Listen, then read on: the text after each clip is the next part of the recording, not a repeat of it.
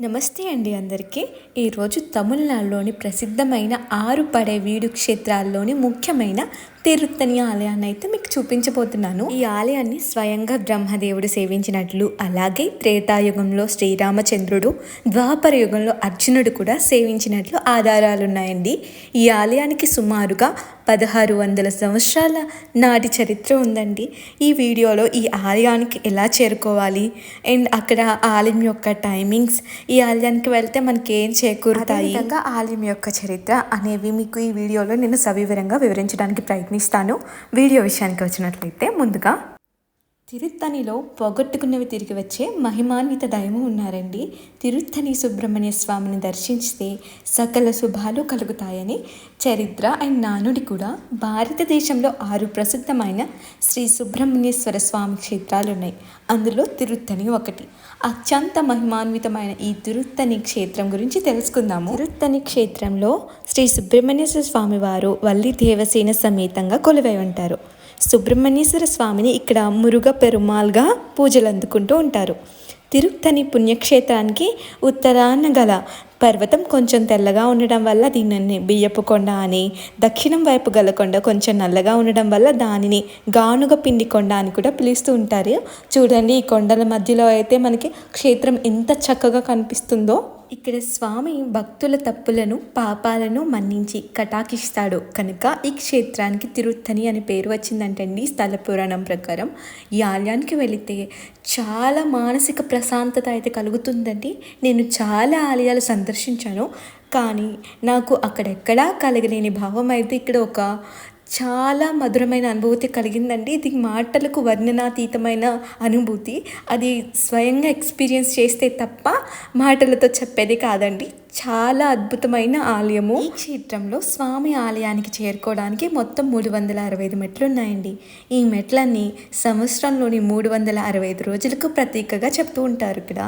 అందుకే ఇక్కడ మెట్లకు పసుపు కుంకుమ రాయడం, కర్పూరం వెలిగించడం చేయడం వల్ల సంవత్సరం అంతా కూడా ఆ స్వామిని సేవించుకున్న పుణ్యం లభిస్తుందని అంటుంటారండి ఇక్కడ ప్రజలు.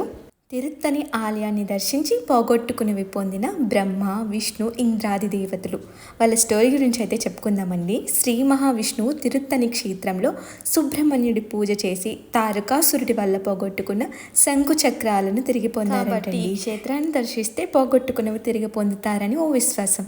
మరో ముఖ్య విశేషం ఏంటంటే, ఒకానొక సమయంలో చతుర్ముఖ బ్రహ్మ ప్రణవ అర్థమును చెప్పలేకపోవడం వల్ల ఆయనను కుమారస్వామి బంధించారంటండి.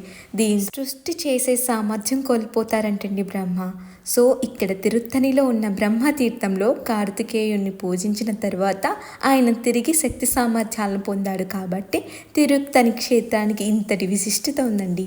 అలాగే స్వర్గలోకాధిపతి అయిన దేవేంద్రుడు కూడా ఈ క్షేత్రంలోనే ఇంద్రతీర్థంలో కరుణ్ కువలై అనే అరుదైన పూల మొక్కను నాటి ప్రతిరోజు ఆ మొక్క ఇచ్చే 3 పుష్పములతో సుబ్రహ్మణ్యుని పూజించిన తర్వాతనే తారకాసురాది రాక్షసుల ద్వారా పోగొట్టుకున్న సంగనీతి, పద్మనీతి, చింతామణి మొదలైన దేవలోక ఐశ్వర్యములను తిరిగి పొందాడని ప్రతీతండి. అందుకే అఖండ ఐశ్వర్యాలు కోరుకునేవారు, చేజారినివి తిరిగి పొందాలనుకునేవారు ఈ క్షేత్రాన్ని తప్పక దర్శించాలి. పోగొట్టుకున్నవి తిరిగి లభిస్తాయంటే వస్తువులు లాంటివి కాదండి, మనశ్శాంతి కూడా మనకి ఇక్కడ లభిస్తుంది. త్రేతాయుగంలో శ్రీరామచంద్ర ప్రభువు రావణ సంహారం చేసిన తర్వాత రామేశ్వరంలో ఈశ్వరుణ్ణి సేవించి అనంతరం రామేశ్వరుడి ఆనతి మేరకు ఈ తిరుత్తణి క్షేత్రాన్ని దర్శించాడంటండి. ఆ తర్వాతనే శ్రీరామచంద్రునికి పరిపూర్ణమైన మనశ్శాంతి కలిగిందని శాస్త్రవచనం. ద్వాపర యుగంలో అర్జునుడు కూడా దక్షిణ దేశ తీర్థయాత్రలు చేస్తూ తిరుత్తణికి వచ్చి ఇక్కడ స్వామివారిని సేవించాడంటండి. ఇక్కడ ఉన్న శాసనాల ద్వారా మనకి తెలుస్తుంది. ఈ క్షేత్రంలో ప్రతిరోజు స్వామివారికి వైభవంగా పూజలు జరుగుతూ ఉంటాయి.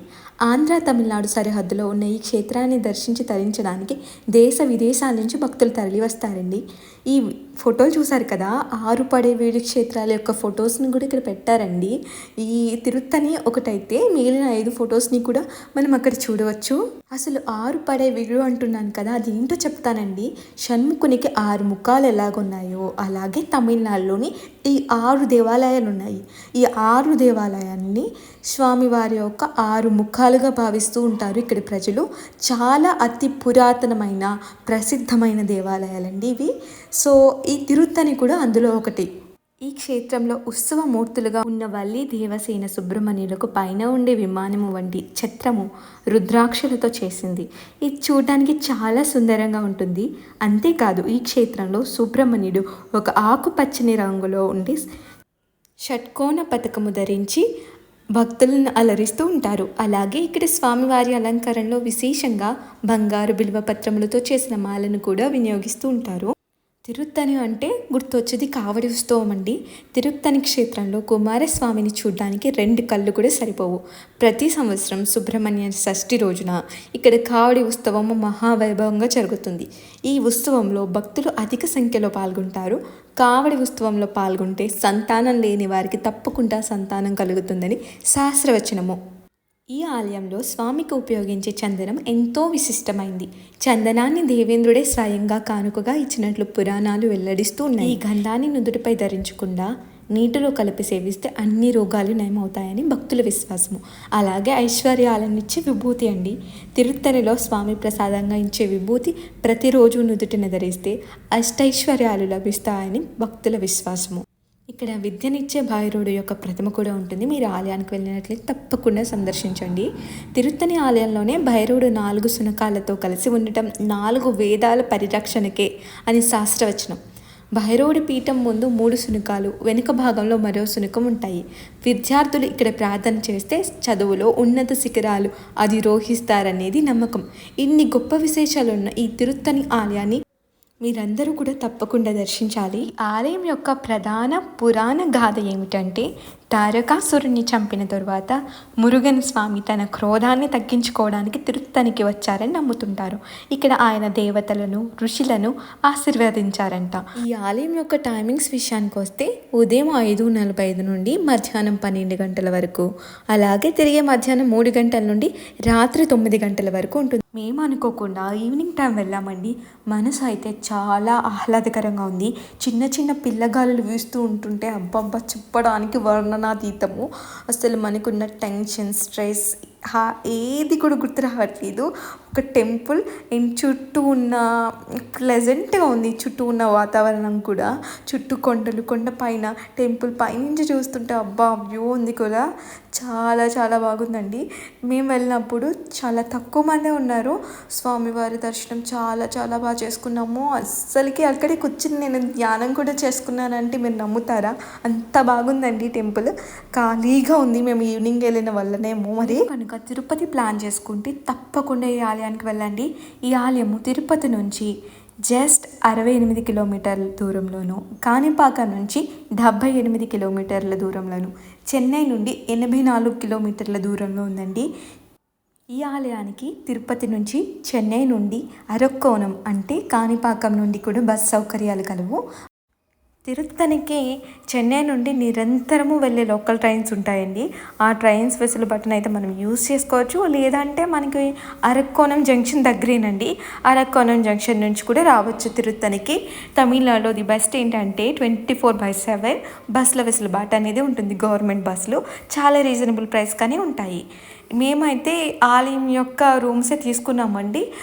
మనీ అయితే ఆన్లైన్ పేమెంట్ లేదు, ఆఫ్లైన్లోనే ఇవ్వాలి. 800 రూపీస్ తీసుకున్నారండి మాకు ఈ రూమ్కి. కింద ఫ్లోర్, పైన ఫ్లోర్ మొత్తం బిల్డింగ్ అండి. 800 రూపీస్ మాత్రమే. ఒక 3 బెడ్రూమ్స్ వచ్చినాయి. చాలా పెద్దగా ఉన్నాయి బెడ్రూమ్స్. ఒక హాల్ ప్రొవైడ్ చేశారు. అలాగే 2 వాష్రూమ్స్. కింద ఎలా ఉందో పైన కూడా ప్లాన్ అదే విధంగా ఉందండి. మేము 20 మెంబర్స్ వెళ్ళాం కదా, మా 20 మెంబర్స్కి కూడా ఈజీగా సెట్ అయింది ఇల్లు. చాలా రీజనబుల్ ప్రైస్. జస్ట్ కొండ ఎక్కితే ఆలయాన్ని అయితే చేరుకోవచ్చు. మీకు ఈ వీడియో ఇన్ఫర్మేటివ్గా అనిపిస్తే తప్పకుండా లైక్ చేయండి. తిరుత్తని వెళ్ళాలనుకునే మీ ఫ్రెండ్స్ అండ్ ఫ్యామిలీ మెంబర్స్కి షేర్ చేయండి. Thank you for watching.